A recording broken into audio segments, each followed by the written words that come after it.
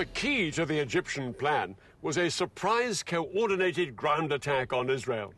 The Syrians would attack on the Golan at exactly the same moment as the Egyptians struck along the entire length of the canal. But Shazli knew that no matter how stunned the Israelis might be by this two-pronged offensive, they would soon counterattack with their most lethal weapon, their air force. And that was where the SAM missiles came in. Shazli concentrated his SAMs along the Suez Canal. These missiles could bring down any Israeli planes that came within 15 miles. The SAMs and regular artillery guns would create a protective umbrella, shown here in red, under which Egyptian boats and infantry could cross safely.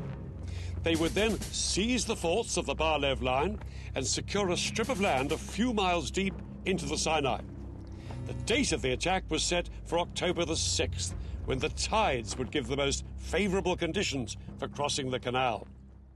But October the 6th was also the holiest day of the Jewish year, Yom Kippur, when Israelis would be at home or the synagogue. Egypt and Syria were poised to launch their attack. Just before 2 o'clock, the Egyptians put their part of the plan into action.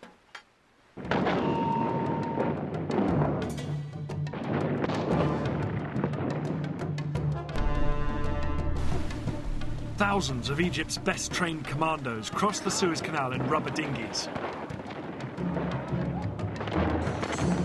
They landed on the east bank in the gaps between the forts of the Bar-Lev line. The eastern bank of the canal now became a battlefield.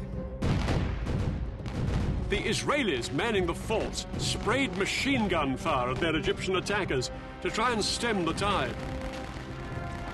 But within 2 hours, 23,000 of Egypt's infantry were on the east bank and had advanced up to 1 mile into Sinai. But the Israelis were sure that their air force would come to the rescue. The first Israeli jets were sent in at 4 p.m., flying low over the desert. But as they approached the canal, they found themselves under attack from the ground. The Egyptian SAM missiles and anti-aircraft guns caused havoc.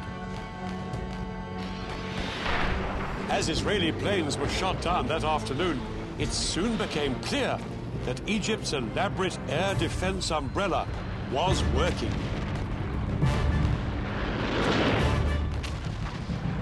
Israel's single greatest weapon, its air force, was virtually powerless to hold back the Egyptian onslaught.